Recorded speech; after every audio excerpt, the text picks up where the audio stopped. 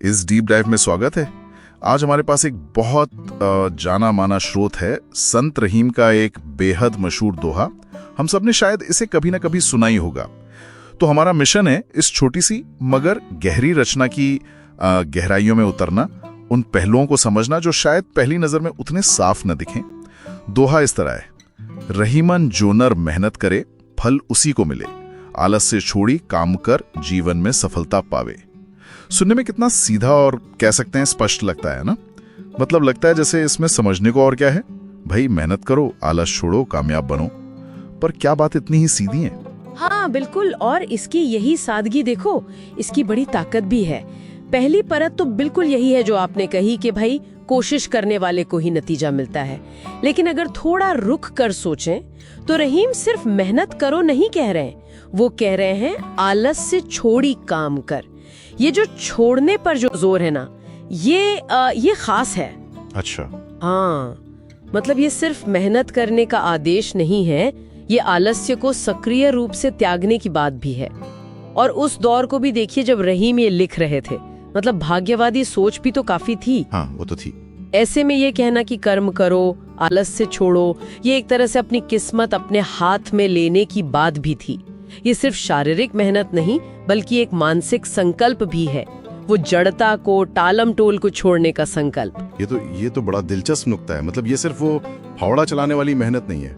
जब रहीम मेहनत कहते हैं तो क्या इसमें दिमागी कोशिश, कुछ नया सोचने की लगन, ये सब भी शामिल हो सकता है? बिल्कुल बिल्कुल, मेहनत शब्द का दायरा यहाँ बहुत बड़ा हो सकता है।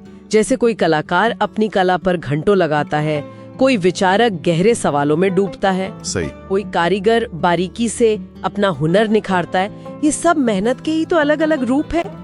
और फल का मतलब भी हमेशा वैसा नहीं होता जैसा हम एकदम से सोच लेते हैं। रहीम कर्म और फल के सीधे रिश्ते पर जोर दे रहे हैं कि प्रयास करने वाला ही फल का हकदार बनता है। भले ही फल मिलने में वक्त लगे या उसका रूप कुछ और हो। या कहीं ना कहीं देखो, गीता के कर्म योग की भी तो याद दिलाता है, अपना काम पूरी लगन से करो, फल की चिंता वो बाद की बात है। अच्छा, लेकिन एक सवाल मेरे मन में आ रहा है।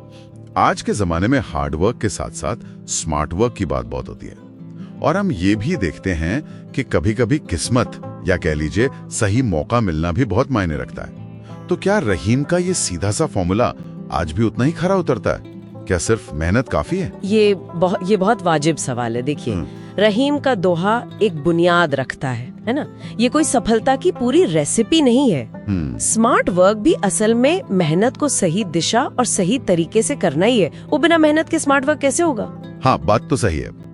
रहीम जिस चीज पर सबसे ज्यादा जोर दे रही हैं, वो है शुरुआत, यानी आलस्य को त्याग कर कर्म में लगना।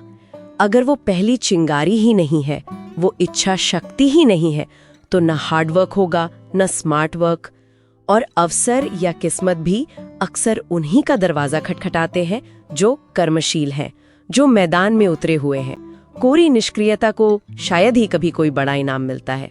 और शायद आलस्य का मतलब भी आज थोड़ा बदल गया है। मतलब सिर्फ बिस्तर पर पड़े रहना ही आलस्य नहीं है। शायद किसी काम को टालते रहना, या जरूरी चीज छोड़कर घंटों स्क्रीन पर वक्त बिताना, या शायद कुछ नया करने से हिचकना, ये सब भी तो आज के आलस्य के रूप हो सकते हैं। अरे आपने बिल्कुल सही पकड़ा। बिल्कुल, आज आलस्य ज्यादा छुपा हुआ, ज्यादा महीन हो सकता है। वो मानसिक जड़ता, ध्यान का भटकना, मुश्किल कामों से कतराना। इसलिए रहीम का ये कहना कि आलस्य छोड़ी, यानी आलस्य को सक्रिय रूप से छोड़ो, शायद आज और भी ज्यादा जरूरी हो गया है। तो निचोड़ मतलब सार यही है कि दुनिया बदली है, तरीके बदले हैं, पर वो जो मूल बात है ना, वो अपनी जगह कायम है।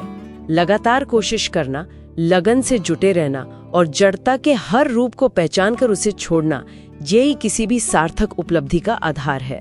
तो सार यही है कि जमाना चाहे कोई भी हो, कर्म की, प्रयास की महत्ता कम नहीं होती। आलस्य को त्याग कर प्रयास करना ही आगे बढ़ने का रास्ता खोलता है। पर दिए गए जोर को ध्यान में रखते हुए आज हमारी रोजमर्रा की जिंदगी में आलस्य के वो कौन से छिपे हुए रूप हो सकते हैं? वो कौन सी चीजें हैं जो हमें छोटे छोटे सार्थक कदम उठाने से भी रोक रही हैं? और उस जड़ता को सचमुच छोड़ने का मतलब आज हमारे लिए क्या हो सकता है? इस पर सोचा जा सकता है।